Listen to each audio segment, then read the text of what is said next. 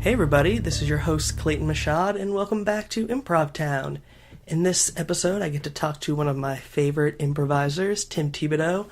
You might know Tim as a member of Improv Jones, which is Rhode Island's longest-running improv troupe, or more than likely you know him as the director of the Providence Improv Fest, which has been going on for 14 years, and he's been involved with that the whole time. We had a great conversation. It actually took about 2 hours. I wanted to talk to him about fests and forms and improv festivals and long-form forms. And he had about an hour's worth of stuff to say on both topics. So I've decided to split this interview up into 2 parts. So the first episode today, this episode is going to be all about improv fests. So if you've ever considered starting your own fest, or maybe you are involved in a fest and you're looking for ways to make it even better, and then this episode is going to have everything you need. As always, if you like this podcast, rate and review us wherever you listen to podcasts, and like the Facebook page. All right, thanks a lot.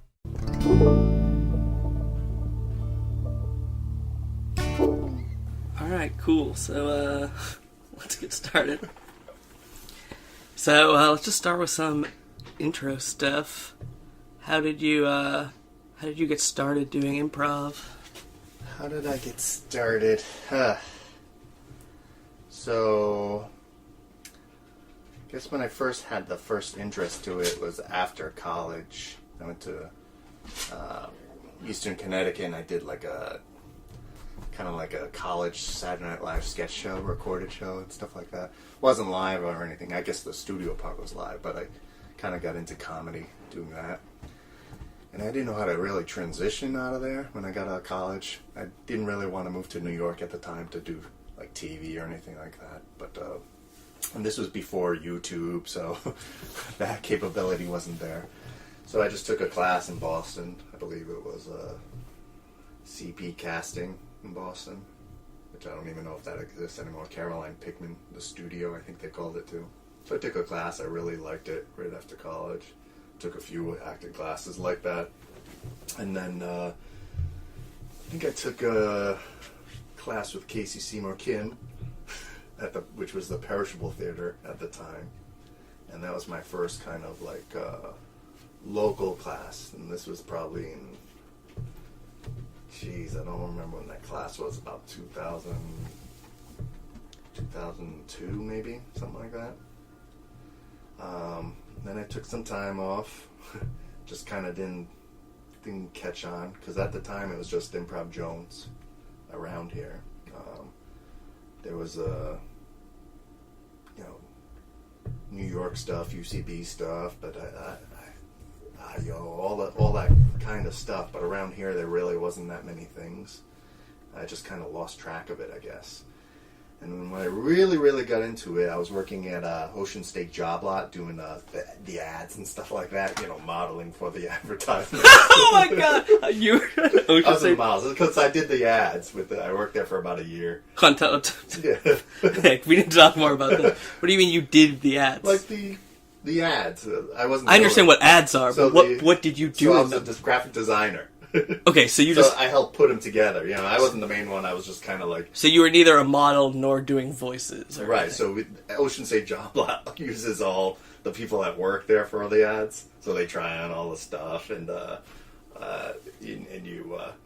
you become a model for it, and then you take pictures for all these things. So I'm in probably like 5 or 6 Ocean State Job Lot ads and packages and stuff like that. So you were a model. Yeah, so I used to hold the gazebos and like random clothes that didn't match someone walking around. In like a wetsuit? Yeah, no wetsuit. I was in a police security guard outfit, sweatshirts that didn't really fit me, a guy carrying a gazebo. I used to make all How do you carry a gazebo? I don't, like in a holster or something like that. You roll them up and you got them in the carrying bag. I get it. More like a tent. Like a tent, yes.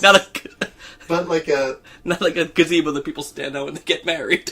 No, not like that. Not like holding it like a giant... I was like, what do you mean you're holding a gazebo? I know I'm a tall guy, but I'm not that big, So yeah, I was wearing like a plaid shirt too, like trying to be an outdoorsman. It didn't really match the package of the whole thing, but I didn't put that together. They're trying to kill two birds with one stone. They're like, check out our flannel line. Yeah, basically, we get this product in. We need someone to take a picture, and we need someone to design the package for it, because everything they direct ordered from China and stuff like that. So they'd make the packages and relabel it and call it their own brand. You know what I mean? So I used to design like trade secrets. We don't get in trouble. Yeah, like knives and stuff like that. I used to design the packages for that, mini fans, all those sorts of things. I didn't work there that long. A lot of the stuff was just doing like random behind, non-fun stuff at Job Lot.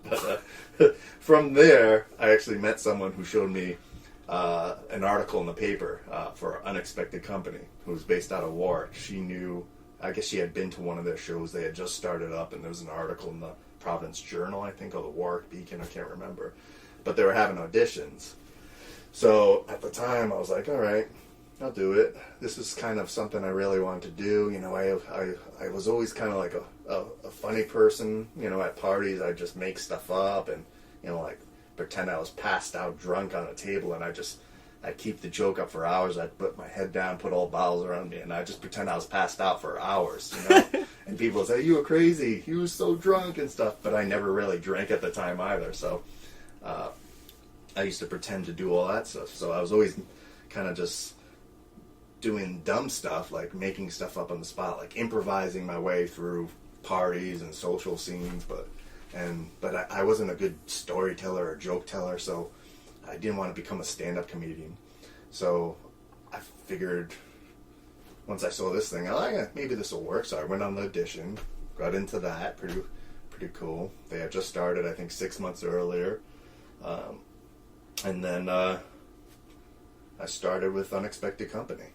And there was about 18 people in it. About 6 people that just auditioned got into. It was a huge group of people. Holy shit, that's a lot of people. A lot of people. It was huge. It was way too many people to do it. And a lot of people we were trained by someone called Tim Hillman.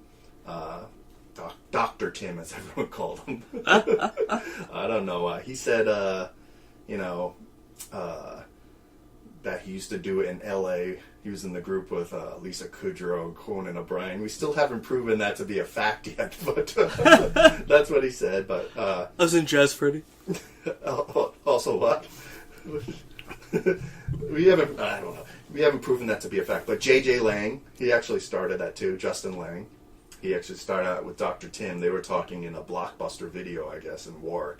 Just started talking about improv. That's where JJ belongs. Right, and so JJ, who knows, he's like the mayor of New England and New York. He knows everyone. He's super friendly. So he started talking to this guy, Dr. Tim, one day, and Dr. Tim told him how he used to do improv out in L.A. So they started to form a group, and then a bunch of people from URI, Andrew Mandillo, Nick Mandillo, a bunch of other people started to get together and perform as well. Frank Fusaro, Matt Archambault, I think Tom Reedy, Greg DeSantis, Brian Perry. They all started to perform together. And I guess 6 months later, I joined the group. I auditioned and made it into it. So that's how I started. So with Unexpected Company. Yeah. So with 18 people, what type of, what you guys do for a form? What type of improv were you doing? So the form was called, the Morris. I don't know.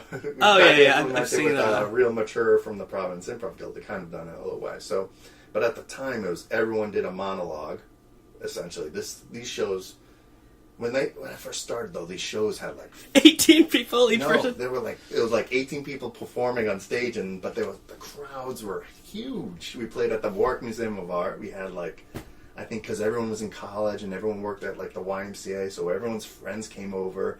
And we performed on Sunday, and the time was 7:17 on the Sunday. Everyone thought it was a religious thing, but it wasn't. So people thought we were this super religious, culty improv group, but it wasn't. I'm not quite sure why they started that. I think it was just because it was different, so they wanted to get a little... I mean, I think most shows, improv shows that say they start at 7, start at 17. 7:17 right, anyway. So I think it was more accurate at that time. So the shows are always but then the show would start at 7:30. Yeah. The shows were crazy. They had 75 people at the shows, sold out, and they were a really, really fun time. The improv was pretty terrible. It was just, like anyone just starting off. It was people making, rude jokes just to get jokes, myself included, people just kind of doing the reaction kind of stuff that's just to get people going. And after a while that gets a little boring and, kind of familiar and stuff like that. But that's how it started. It was a lot of fun. And right away I was like, oh, I love doing it, It's kind of just what I needed. I've kind of been, kind of, I don't know, like at that point I was probably like a little depressed and stuff like that. I had a tough few years before, just kind of in and out of just whatever. And that kind of finally was home for me, you know what I mean? Kind of getting into that. So I was kind of found something that I was really passionate about for the first time in like a long time. And from there I kind of grew and just kind of got obsessed with it at that point. And so what year was that? How long ago? So I started Unexpected Company in 2003, I believe. So they started, I think, in January. I'm not quite sure the date when they started, but early 2003. And then I started in, I think, July 2003. So was Piff already had... What year is Piff now? Piff started in 2004. So there was already... Yeah, January 2004, I believe, was the first Piff. The Providence Improv Fest. Providence Improv Festival, that's right. We'll talk more about that later. And so then... well, actually, let's talk about that now. All right. So then how did you end up getting involved? So you now run the Providence Improv Fest. Yeah. How did you end up getting involved with that at first? So the first one was, I believe, the first Providence Improv Fest was Mauro Hantman's idea, who's in Improv Jones, who was one of the original members of Improv Jones, who had started in 1992, which he told me once, but it might be 1993 because he told me it might be 93 too, but they've been around. Improv Jones has been around. Rhode Island's longest running, 25 years. Improv troupe. Yeah, which I'm a member of now too, since 2004, I believe. So he wanted it to be like a local thing. So it was they were only at the time it was Improv Jones, Unexpected Company has been around for about 7-8 months at the time when he had the idea, and Speed of Thought Players, who were in Attleboro, Massachusetts, performing all the time there. So we were the only 3 real improv groups around. So what he wanted to do is showcase the 3 kind of local groups. So we asked everyone, and kind of the people that were really active in those 3 groups, to get together and kind of come up and figure out how we can do this festival. So you were there from the beginning? I was there from the beginning, yeah. Me and Brian Perry came with Unexpected Company. I don't think anyone showed up from Speed of Thought Players, but they were invited. I just don't think they showed up, or something happened. And then Mauro Hantman, Casey Seymour Kim, and I believe Krista Crutzen was there too. I think that was it at the time. There might have been a couple other people that were... So there was no... you didn't invite any... No, we didn't invite anyone. It was just 3. So the first day was... but it was more than one day? For those 2 days. And it was... 2 days, 2 2 groups. days in January, 4th or 5th. And it was super successful, all right? That's actually how I met my wife. That's how we kind successful enough. Right, see? The first big festival. But you said you got two groups, and it was 2 days? 3 groups. Speed of Thought ended up showing. They just didn't get involved in the meetings. Right? They didn't show up in the meetings. I misunderstood that. So they didn't get involved in the meetings. So the first festival was Speed of Thought Players, Improv Jones, and Unexpected Company. I think the first night we each did our own thing. We each performed our own set. And then the second night, I think we performed a little bit, and then we mashed up the groups together there. And both nights we had lines out at AS220 Black Box, which was perishable theater back then. So lines going out the door. We had we probably broke fire codes and stuff like that both nights. And so we did really, really well. And after that year... that second day too, we had some local groups. I guess Rejects on the Rise from Providence College joined in. There might have been some other kind of local high school thing or something that took part in it too, like a jam, a big improv jam at the time. So it was so small, the very first one. And it went super well in the middle of the beginning of January, when who knows would come out. And it went really well. So the next year we had it go on from, I think, June. We started doing it in June. Because Morrow was the head of it. And then when he was done, he's an actor at the Trinity Rep in Providence. So once the season was over there, he had time to kind of do the festival. So as soon as we could perform, he was done performing there, the festival would take part and go from there. And then since then, every year we've kind of grown, and we've had bigger years than some years and smaller years than other years. But it's changed and done pretty well throughout the years, I think. Yeah, I mean, it's great. Last year was great. This year was great. Yeah, it's been better and better. So thanks for letting us perform. Let everyone. So the idea is... okay, thanks. No, don't let everyone... Don't worry, I let everyone perform. No, the idea is to let as many... It's for, local groups to kind of get to be a part of the national groups, to see them, to be on the same stage as them, to share the same show block as them, and have everyone that comes to a show not only see, like, maybe a headlining act from Boston or from LA or wherever they're from, but they get to see a local group that's either just, getting their feet wet into it or have been around for a while. And if they see, a mixture of those two, you can compare each, how's that local group stack up with the national group? Pretty good, I think, right? Or so they can say, oh, this local group's here all the time. Well, let's go see him every week. Let's go see him. Let me get into this. How am I supposed to do that? And then they could start watching shows, performing. That's the idea of it all. Cool. So when did you so now it's basically just you who runs it, though. I mean, I know you have this year Eric, but it's like your co-person and stuff. Yeah, Eric really joins. He helps big time. Leading up to the fest and stuff like that. Casey Seymour Kim has been there. She wasn't able to do as much this year just because of other things that she was in, but the last few years I've kind of really taken it over because it's just life changes for people. Maura moved out to Oregon for a few years. You say Oregon or Oregon? I don't know. I don't say anything right. I think I would say Oregon. I can't even. How do you say salsa? Is it salsa or salsa? Salsa? Yeah. How do you say it? Salsa? Salsa. I don't know. I don't say many words right. So I get yelled at all the time. But he moved out to Oregon, so he couldn't do it anymore. He was gone, so he kind of gave it to a committee. And at the time, I was having a child, and Melissa Lorena was having a child a little after that, so it was really tough to kind of figure it out and get it all together. I think Melissa ran it for a year, kept it kind of nice and local, because, I think New England-wise and stuff like that, just because there's a lot of work that goes into it.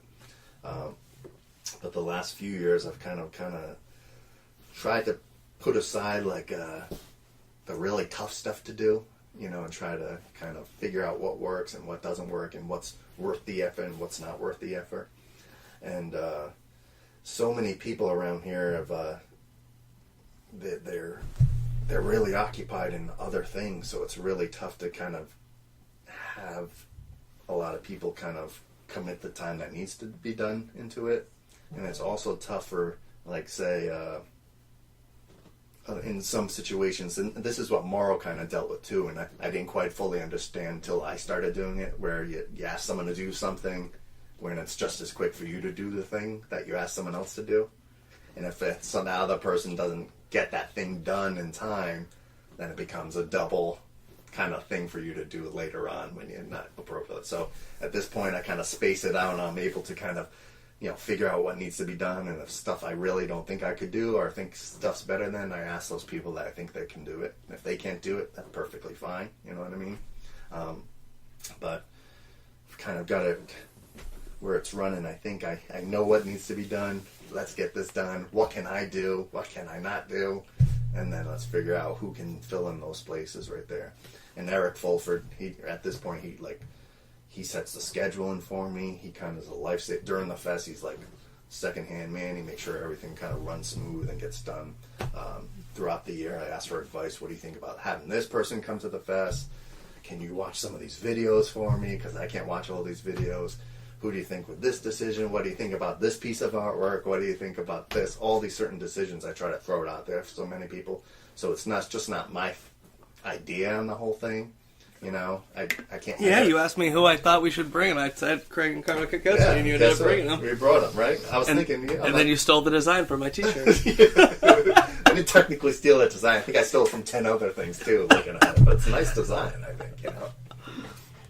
Cool, so it sounded like you guys had... Sounds like you guys had very humble beginnings. So one of the questions that I wanted to ask was what advice you would give to someone who wanted to...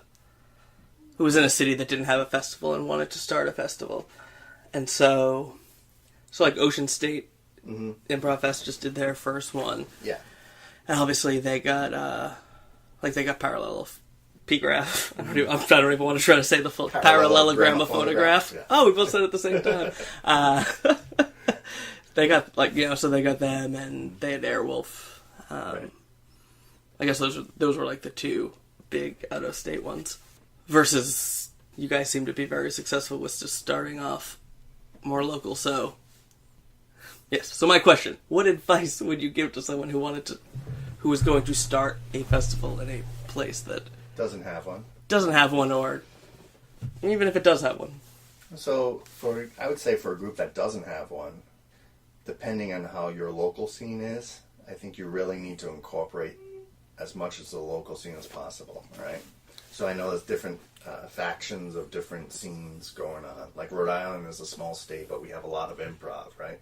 Right, we have the three, it's like Pig, which is UCB, CTC, which is Johnstonian, and then Bit Players, which is Whose Line Is It Anyway? Right, and now we got the BYO, who does, like, Whose Line Is It, too, short form as well, and you also have Wage House that just opened. Oh, and then, of course, Wage House, I don't want to. And then Friday Night Live, too, that does something, too, as well. So there's a lot of different things that kind of open up throughout the way. So for like a community that doesn't have that, I think it's important that, you know, you're not going to be successful if you kind of exclude. Don't forget Pipes 2, they're in there as well.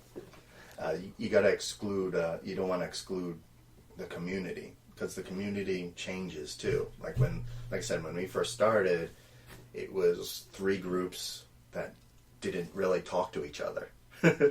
So it was just, you're on this side, you do this side, and you do this thing, right? We're not going to talk to each other. And it was like that for a long time, and it kind of changed, I think, once we started kind of mixing performers into different groups and stuff like that. So with a festival, I think it's great to kind of showcase what's going on in the scene, right? If they're taking it seriously, if they're really performing, if they're having shows every week, every month, or anything like that, they need to be part of it as much as you can. One thing I try to do when running the festival here is say, I look at who are the performers that really love doing improv here, you know, that people that perform often, take classes, show up at other shows, promote things, and do whatever else, you know. You can't just have just only the best performers perform and that's it, you know what I mean? It's got to be kind of a mixture of different things. So if there's a group that just started out, but they have an idea of what they're doing, but they might not be at the same level as the other group that's been doing it for 15 years, you can't just exclude them, I don't think. You know, you got to kind of bring them in because of the future wave, they're the next generation of performers. You know, they're really into it, they really love it, and you're going to find out if they're in this, it might become a bigger community. You know, you'll start talking to each other. It won't be kind of a rivalry or anything like that. You'll start doing it. I think also too, you showcase your local groups with the national groups if you can bring in any national groups, and you kind of showcase them. You see, you can learn from each other by watching each other, by just talking backstage, becoming friends backstage and stuff like that with other performers from different communities. You might see them doing something that that's interesting and new to you. I think when I first started doing improv festivals, traveling to different improv festivals, I'd watch them warm up. You know, you see another group warm up, and they're doing this kind of fun warm-up game you've never seen, right? You're used to doing the same big booty 5,000 times, right? But you see this other group do something completely different, and you're like, oh, that's awesome, right? And you start talking with each other, and they start giving you different ideas, and they see you do something, so you start getting this community expanding a little bit bigger. So if you have the local scene kind of really bridge out, you get that local community a bit bigger, and kind of insert the national groups that are cool people that do different things, kind of bringing them in, perform together. Local early on too, you kind of see if you can mix them together. We did a lot of like jams early on, I think, in the festivals. I'm not a big fan of jams. Like, that's why the Improv Fest now, our jam is really insane and crazy. We do like a lot the roulette jam. Right, it's very it's very nuts. It's just sticky, sticky. That's not the right word, but it is kind of sticky. It's just to have fun. We have these weird challenges where we're shooting Nerf guns at you at the same time, or right. It's not just like, all right, you all go up there and do a montage. Because very rarely does that present good improv. Even if you want to perform with someone else, that's great, but not all the time are you going to have a great connection. Because improv is, it takes a long time to really kind of gel with someone. You know what I mean? Even if you got two great performers, you're not always going to kind of connect right away. Every once in a while you'll see that in a jam, but a lot of times you might not, right? Right, I feel like a lot of the times, I've seen great jams, but a lot of the time I feel like the benefit of doing the jams at a theater that has a school is that it allows people who haven't done improv, if you can convince them to do the jam, then they're like, oh, this was fun, I'm going to take the classes. So it's a good idea to do if you're a theater that has classes. Right. But are they the best shows? Right. So at a festival it's a little bit different. Right, because there's not PIF classes. Right. So it's different. So you get an opportunity. You do get an opportunity to perform with each other, I think, in a lot of ways, which is great. But also not all the times everyone that you want to perform with ends up performing. And there's only so many things you can kind of schedule in a weekend. Like our first PIF shows used to go till 2 in the morning. Like we'd actually have shows we'd sell tickets for till 2 in the morning. It'd be insanely late, you know what I mean? And at that time, no one wants to see anymore. Even if you're doing great work, it's just not worth it. So I think having jams early on is great because that's how, if you're a new festival in a new theater that probably hasn't been to other festivals, you can get to mix yourself into these other environments from outside places and just see how they perform and do it. As the scene grows, like right now, Providence Improv Fest doesn't really have as much time as we used to because we're booking shows. We're trying to give as many local performers and national acts a good time slot, a good at least 20 minutes or whatever we can do, that it's tough to really do a jam at 1 in the morning like we used to. Just because I think everyone's so tired and the way it works. So it kind of seems like what your advice is if you're at the stage where you're doing the festival in order to introduce the local people to each other, mm-hmm. then just having a free-for-all jam can be really useful. But the more that goes on and everyone kind of gets to know each other and it grows, then as it grows you're going to have hopefully more of a community, right. So, from the 3 groups now to how many local groups did we have in the fest this year? I think something like 18 groups, ton, right? So it's going to grow. So the festivals that you have are going to be launching pads for people to get inspired to want to do improv, right? And then the performers and the people that start the fest are going to be inspired to perform with people from outside groups, right? And hopefully they go to other festivals when they're starting that to see other festivals and see how they're run and see how they're done. That's another thing I do too. I go, don't start a fest if you've never been to a fest. Not like your local next door fest, but another fest. Not just like the Del Close Marathon, because that's a fest, but that's also so many. It's a different type of thing, you know what I mean? You got to go to another fest, like Philly has a great improv festival. I think I started there. I think I went there 2 or 3 times when I started out. New York has a bunch of festivals. Baltimore has a good festival. All sorts of different things. Florida, Miami has all sorts of festivals. But if you go to other festivals and just see how they're run, you get a good feel of it. Like, so when I first started doing improv and I first started going to festivals, there were some festivals you'd go and you just wanted to go to a festival no matter where it was. Like one fest I drove 12 hours. I performed 20 minutes at 6 a.m. Was it worth it?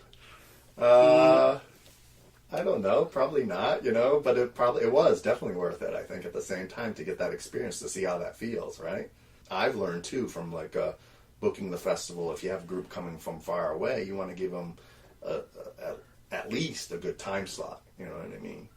You might have different stages where you just can't give them certain stages because it might not work to the style and just the length of the show, because some headliners have longer set lists and stuff like that.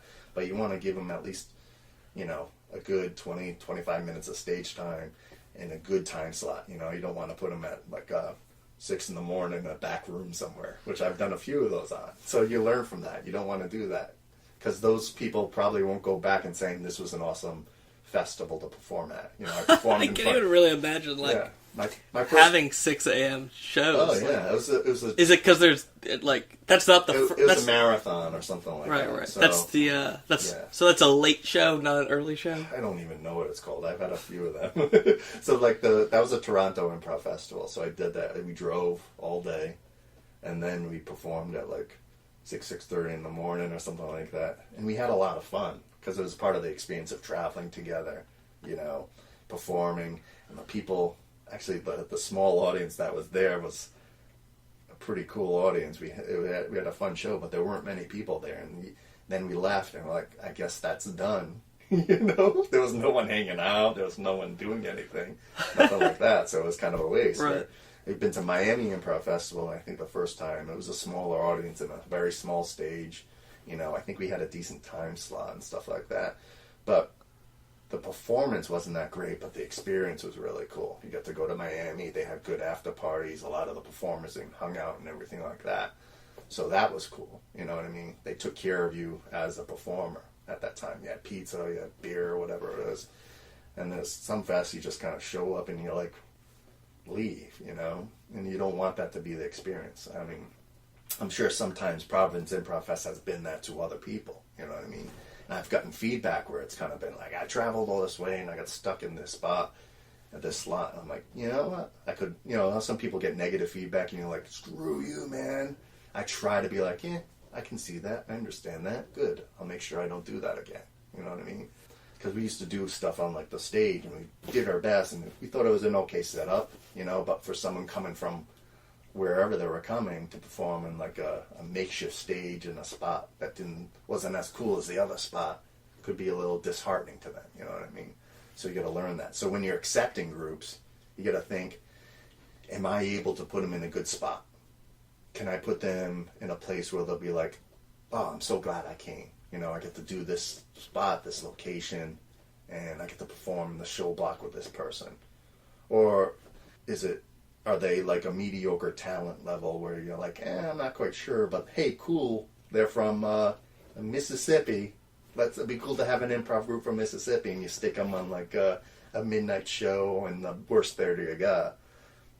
It's a terrible experience for them, You shouldn't do that. That's one thing. Accepting groups, just don't accept them because they're from out of state and their sound's pretty good. You got to take in mind, if you're going to accept someone traveling from a long way, you want to try as best as you can to give them a good spot and a good location. That's good advice, especially now that whatever that website is, I can't think of the name, where it's so easy to apply to the festivals. Improv Network. Yeah. So it's so easy to just apply to every improv fest, and so you could be your first year doing a festival, and regardless of whether it's going to be a good fest or not, you're going to get people from Texas who apply and stuff like that. And it's oh well, this group is okay. We'll and then you end up giving them this and it's oh, they do a Herald, and then it's well, we'll give you this 15-minute slot. And it's well, you can't do a fucking good Harold in 15 minutes. Like, why? Yeah. Like, what's the point? Like, why don't you just not accept them if they're gonna, if you're gonna give them a 15-minute slot to do their Harold? That's why you got to tell them how much time they're gonna get minimum, right? Sometimes you'll extend it, so they know coming in, is it worth me even signing up for it? And if they sign up for it, then they know how much time they have. So you can't really. They can't really complain that much if you say you got 15 doing a Harold, you can do it. But but I think that's important though. If you're having a group come out from all the way, traveling wherever, you can't give them a shitty experience, for your festival. You can't just stuff them somewhere just because they're from out of state, Right. So it seems like.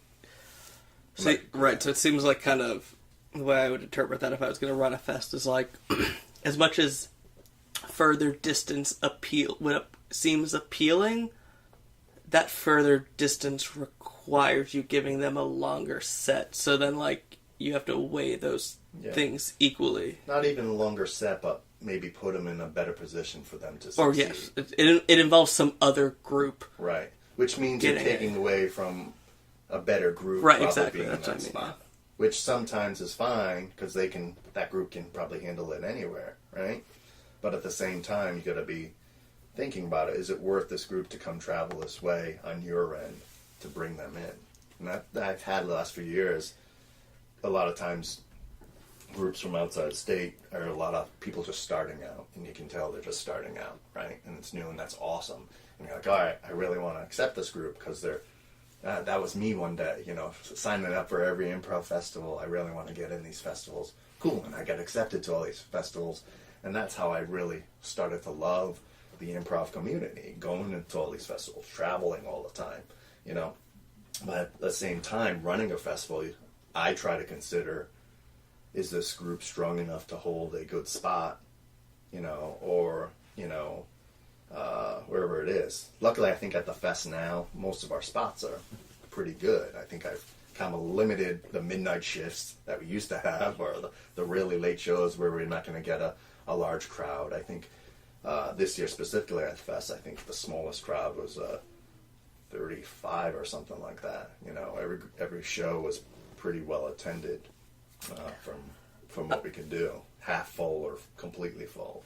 So I thought of two new questions that weren't originally on my list. So at PIF, you guys have concurrent shows. Yeah. So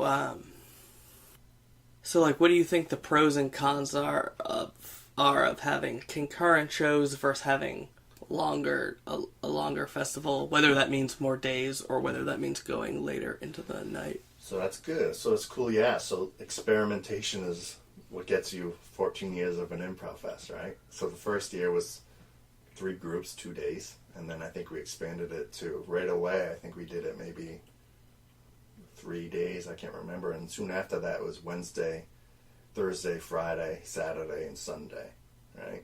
So we had a long time. So there are great things to having it stretched out if you can, but on the organizers, it takes a lot out of it. You're exhausted. You absolutely hate improv at the end of it, right? But just because you've been doing so much and it's tough, there are benefits to it because it's longer and you get to see different things and do different. Right, you don't have that conflict of like. Right. My favorite group is playing during the same time as my second favorite group in 2 different. We still did that though too. We do that long. I think Wednesday and Sunday were the only days where we didn't have concurrent groups. I think so. We'd always have. Back in the day, we used to perform at Trinity Rep in the bottom theater too, which was a huge, nice theater. So we'd have like maybe TJ and Dave in that theater, and then Parallelogram, a phonograph, and the Black Box down the street.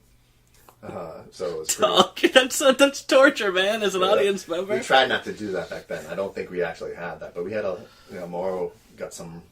I think improv was a different thing back then. I think with the festivals, where these like. Our festival headliners were amazing, super amazing. They're still really amazing, it's really good. But they were easy to get back then, I think, and they cost less, I think, in a way, because there weren't as many festivals as there are now. It's exploded.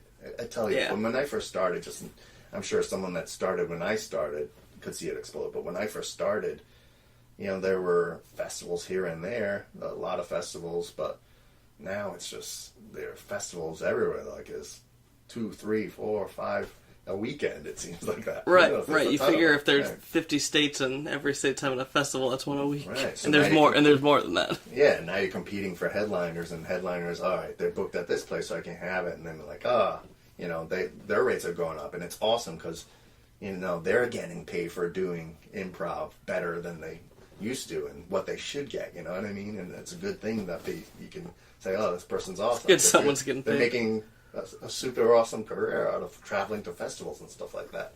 That's awesome.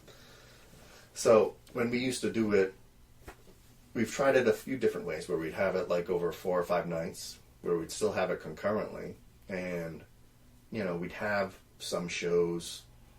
The shows won't be as jam-packed throughout the week, I guess you'd say. Some would, some wouldn't, right? We did pretty well, I think. I think it was, but you'd have some really shows with hardly anyone in the crowds, right? Because there's only so many can extend, especially in like Providence, you know what I mean? There's a lot of people like to go out, but there's so much other stuff happening in Providence where you can only compete so much with so many people. So what we used to do too is time the shows different. So at 8 o'clock, this show would start, and then we'd start another show at 8:30. And you know what happened there? Is people would leave one show to go to the other show, see the start of the other one. So they'd see the one act there and then leave. So people were switching shows all the time. Or people weren't, people just didn't know what time the show started in which theater. So it was so much confusion. So it was really tough to kind of figure it out. I think the advantage that the Providence Improv Fest has is our theaters are right next to each other. So you know which show is happening for the most part. Right there, you can see it, and you can see which show is packed, which show's not. So if that show's sold out, you can walk right next to the other show. So it's really a cool combination. Where if we had one show, one theater right there, and then we had one further away, you couldn't do that. You'd be out of luck, or you just kind of go home or something like that. Right. So I think that's really cool. Whereas like DCM, it's like 8 theaters. Right. All over the city. You got to take a map. You got to do a chart. you gotta plan your whole day. When we've had just down the road a little bit, I think we had it was called the Roots Cafe, but it was on Westminster Street and Empire Street. It wasn't that far. It was like a 5-10 minute walk, and we just had a tough time people going to the other shows. We'd have really good acts in there, but people just didn't. They wanted to stay at the main venue, and then hopefully get into that and just kind of have that party-like environment of seeing the shows together. So it was really tough to kind of get people to kind of go back and forth. You could space it out. I mean, there might even be an occasion where we add another day or something like that to the festival. Like Sunday might happen again. But it's just, it becomes exhausting, I think, for performers and stuff like that. And especially with the people are getting the volunteers to do it. That's a whole thing, you know what I mean? And I think I've gotten to the point where I'm like, what works really well, what shows kind of do well.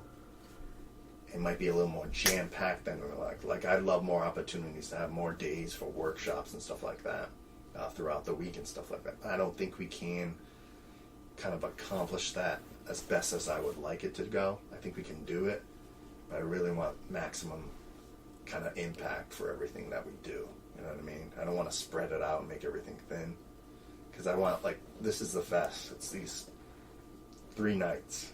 I mean, if I added a 4th night, it'd be cool, but we got these 3 nights, and this is when it's happening.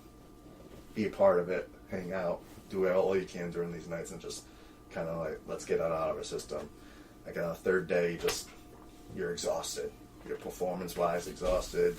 I think audience-wise, it's really tough for people to keep coming back for a 4th day. They're just the real improv junkies that come back, and a lot of it at the end, you got to think of how are we going to get people to keep coming to these shows and stuff like that. I think we did a really nice job of being successful on Sunday night shows and stuff like that. But the last couple of years we did it, we're just I'm so tired. Because I got to clean up after this. The fest has to break down. It's really a lot of work. Yeah, going to the workshops is a whole adds that whole other layer, because it's like you're there all night And you're there Friday all night, day. then you get there at 9 a.m. Saturday morning to take the workshop, and then you're there till... I think that's something we're probably going to consider is adding more workshops on Sundays and stuff like that. But there's also, the more you do that too, the more it adds to cost as well. So it's a lot of different things. So if I'm booking a headliner that teaches a workshop, I got to pay, you're paying for hotel and travel and stuff like that. So it's an extra day there. It's an extra time. It's an extra thing, so all that adds up. So the more you do it, you can't really get to it as well. A lot of festivals are able to do it, and they do great jobs with like sponsoring and all that stuff, or they have more theaters where they can do kind of different things and stuff like that. I'm still working on the workshops, because back in the day, believe it or not, we wouldn't sell out some workshops with amazing teachers. Yeah, you told me there'd be like TJ and Dave and stuff. Well, TJ and Dave, TJ taught, and we had a big crowd, but there were like other ones were like, I'm like, how are we still looking for people to come to this workshop? I can't figure it out. But the good thing now is the community's a lot bigger. Right, like growing. Like the Krakowski one sold out in hours. Yeah, last year Susan Messon and Rachel Mason sold out within an hour, and years before that, everything sells out really good. But I think opening Providence Improv Guild, and I don't know if I've done the best job out of it, but I've really tried to kind of venture out to kind of all the communities and make sure that they know about these things and to feel like they should be here as much as possible. I'm trying to do better at that every year, just to make sure I can incorporate all these people from the Rhode Island community in the improv world to feel like they're part of it, because they are part of it. It's not just one group. Everyone technically thinks it's this group's running it. When no, it's not. This group's not running it. It used to be like Improv Jones. Oh, Improv Jones does the fest. No, Improv Jones doesn't do the fest. We kind of started the members of it, but it was also part of Unexpected Company too. And then before it was like, Providence Improv Guild runs the fest. No, not technically. They don't. They support it, but they don't run the fest. You know what I mean? There's a different side of it. Same people in a lot of ways, but it's not the same thing. Cool. So we spent a lot of time talking about that, but I still had, let's see, which of these questions do I think are important?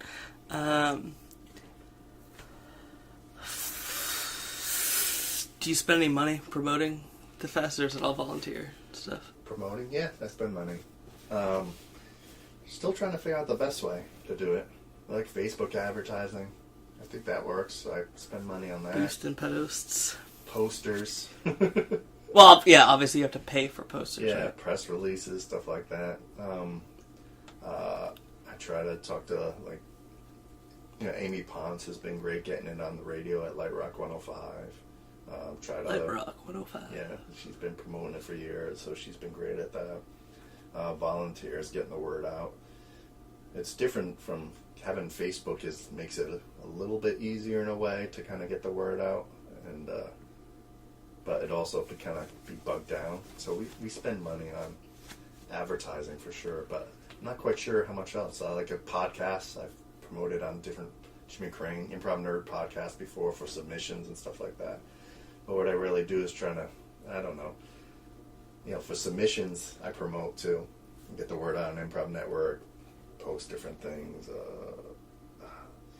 It's just Motif has been a good sponsor, so they've always been I think pretty much the whole time they've been sponsoring the fest, so they help us with the ads and pay for some stuff there too, and some other things.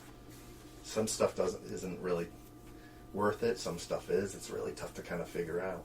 I always want to put a big giant billboard of Providence Improv Fest, but you got to do that really way ahead of time. That costs a bunch of money, and I don't know if it's worth the return or not. I have no idea. Yeah, I mean, you guys already have such it would almost make it tough to tell, because some of them, a lot of the shows will already sell out and stuff. Yeah. So it's like, well, it's tough. The more money you spend on advertising too, the thing about running the festival and selling tickets and stuff, I have no idea how many people are coming to the shows. You sell tickets beforehand, but like there'll be shows that are like, oh man, we only sold 5 tickets before the show. Oh, I can't believe it. And then the show will be sold out. And then you'll be like, oh, the show sold 30 tickets. Awesome. And that's all we get is 30 tickets. It's like weird. It's really tough to figure out. And I have no idea, like like how many people are actually going to make it to the shows or not. So, and how they find out. I mean, it's different. Word of mouth is the best way to do it. I mean, a poster up all throughout Providence. I mean, we have volunteers that do that, try to stick that up as early as possible. I mean, that's a frustrating part about running the fest. Sometimes you get posters to people. I'm like, can you pass these out? And they're like, oh, yeah, no problem. And I'm like, please, don't take them if you can't pass them out. And then they take them, and they're like, oh, I never passed them out. And you're like, that's why I just don't take them. That's what I say. Don't take them if you don't want them. I don't care if you don't have to pass anything out. It's awesome if you do, but only do it if you're actually going to do it. And there's some people that really pass out stuff and love doing that, and a big help for it. Because I don't like doing it, but I ended up doing a ton this year. I'm like, oh, this is the last thing I have time for. Like, I'm running around because I got like 20 minutes. So I'm running around stores and putting them up all over the place and stuff like that. And I'm like, but, you know, people don't have to volunteer. I love people to volunteer, you know what I mean? Because that's the only way it really works. You couldn't do it without volunteers like you or anyone else. But the people that volunteer and don't actually do what they're going to say they do is frustrating, because you're like, oh, that just wasted time and money, you know what I mean? Without not even doing it. It could have been done. You didn't have to say it. You didn't have to be nice and say, oh yeah, sure. You know, I wouldn't have been mad at you if you said no. Alright, so let's try to just power. I wanted to do a few different topics, but it's not too bad. Cut it down. Cut out the crap. Yeah, alright, cool. You got plenty of time? Yeah. Alright, cool. So we can do this, a whole nother topic, and then a set, and it'll be fine? Sure, alright, cool. You good with that? As long as you got one more so... yeah. Yeah? we might need to take a pee break. But, Go ahead. You let me know. Alright, so one of these questions, what are tips for getting top acts? We can answer that quickly. Is it just money? Availability, money.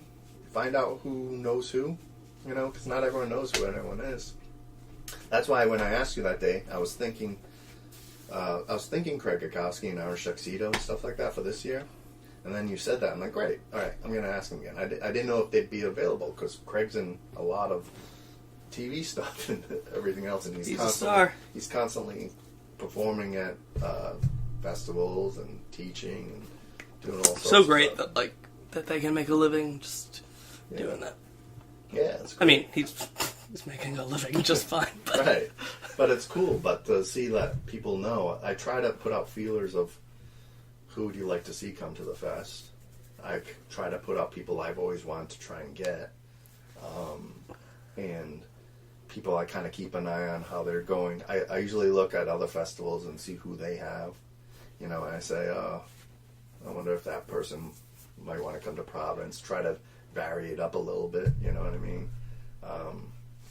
And it changes, you know. Sometimes pretty much all the headliners we've had, it's been nice to have them. They've been really, really good, you know. They've kind of put in great workshops and good shows and stuff like that. And it's always been worth the money. You know, occasionally you're like, wish maybe it would. I don't know if that worked out that well, you know what I mean? But still a good experience, good to know, you know what I mean? But I try to ask a lot of opinions who people might think of, you know? I always talk to Jed Arkley in the Stumptown Improv Fest, because he used to be performer in Improv Jones. And I just say, hey, how'd this person do? Or what are you thinking of this year? Or what do you think about this person, you know? Kind of shoot the shit of people I do know throughout the community, from just kind of, you know, making friends throughout the years, what they think about different things, you know. A lot of it's availability, so and just right, the total cost and airplane costs too. You know so I can book someone for this amount, and I'll be like, great, that sounds great. And then you look at the flights, and it's 2 times that amount, and you're like, oh my god, you know. And we do very minimal sponsoring, so it's kind of just like what we've accrued over the years. So it's just kind of like see what we can do and do it. Cool.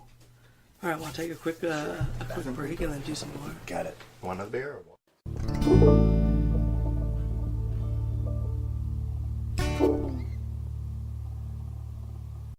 You've been listening to Improv Town. If you enjoyed this episode, rate and review us wherever you listen to podcasts. And if you're in the Rhode Island area, don't forget to check out all the great local improv. PIG, the Providence Improv Guild, has shows every Thursday, Friday, and Saturday at 8.